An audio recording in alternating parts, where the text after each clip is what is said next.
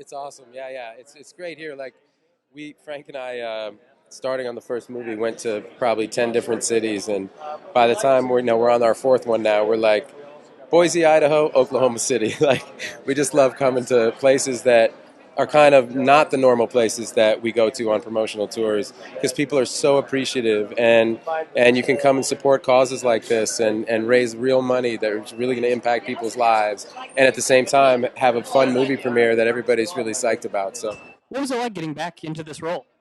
well, getting back into his mentality was really easy. Like I really feel tethered to this guy, and I love playing this part.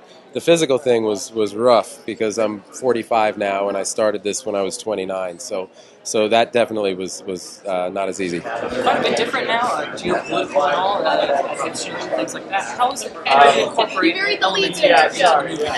Well, we always try to do that with these. We always want them to feel like they're ripped right from the headlines. And when we decided to do it, and we sat down and looked at the difference between the world in 2007, when we released the Bourne ultimatum, versus now, it was like, it's really staggering. I mean, shocking. It's like worth doing with your friends one night over dinner. Like, everything from it was pre the collapse, the financial collapse, and these social media companies were brand new. They were these fledgling companies, and now they're these massive transnational corporations wielding all this power. And as you said, Edward Snowden's revelations and that kind of central argument of our time about our liberty versus national security and these digital lives that we're just starting to understand the implications of this technology and what it says about us and who's privy to that information, and what are the implications, for our democracy. So all this stuff is just, we weren't talking about any of that in 2007. So it felt like, all right, we got fertile territory to kind of run this character through, and that's what we did. I have one more. I know you're into ed policy. It's a big passion of yours. Oklahoma has got some major teacher layoffs, 200 in Oklahoma City alone. Do you have a message for teachers here in Oklahoma? My message to teachers in Oklahoma would be my message to teachers everywhere. I mean, I was raised by a teacher. I met a teacher tonight, and he was a high school teacher, and I said to him, I remember every single one of my high school teachers. Like, they changed my life, as did my middle school and my elementary school teachers. I was so lucky, and I'm here today because of the type of teachers that I had, and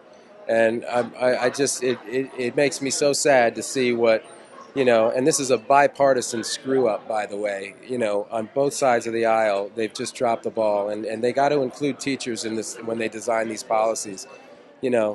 These policies are being designed by people who've never taught anyone anything, and they don't know what they're talking about, and they don't know what they're doing, and they're applying metrics from other sectors to education, and they don't understand how a child's brain develops. They don't understand anything. And it's just, they need to include the teachers, and my heart goes out to those people who got laid off. They're already doing a job for which they're underpaid. So, it's just it's shameful that we underappreciate them too in this country. And you look at some of the more developed countries in the world, and they revere their teachers, and we should too.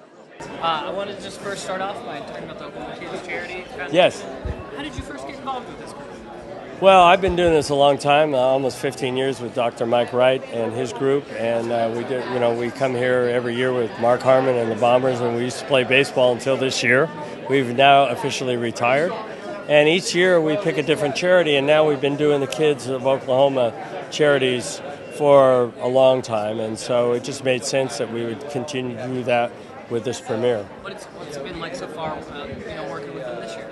Oh, it's always great, because what I like is that we get to see the results of our work. We come back and something's built, a house is built, or the Ronald McDonald House has been totally remodeled, and we get to see that our money that we raise is doing good work. Oklahoma's not really known for its film premieres. No. Why do you keep coming back here, though? Well, I love coming here because it's fresh. People don't get to do this all the time, and for us, it's really exciting because people are genuinely excited. In Hollywood, they're pretty jaded. They do this all the time, but here, people are excited and pumped up, and they love to see the movie, and that means a lot to us because we love our audience, and without our audience, we wouldn't be here. Fifth installment in the Jason Bourne series. What can people expect from the newest one? Well, I think they can expect a little bit of the old and a lot of new. We try and have sort of things that are familiar from his character before, but a lot of fresh stuff, sort of torn from the headlines to get him back into the fray. So it's an action-adventure thriller. And what I love about these is that we have great supporting characters. And this one, that's no exception, with Tommy Lee Jones, Alyssa Vikander, and Riz Ahmed are a great backup cast for him to... and, of course, Julia Stiles is here. So it's been a great adventure for us, and I can't wait for people to see it.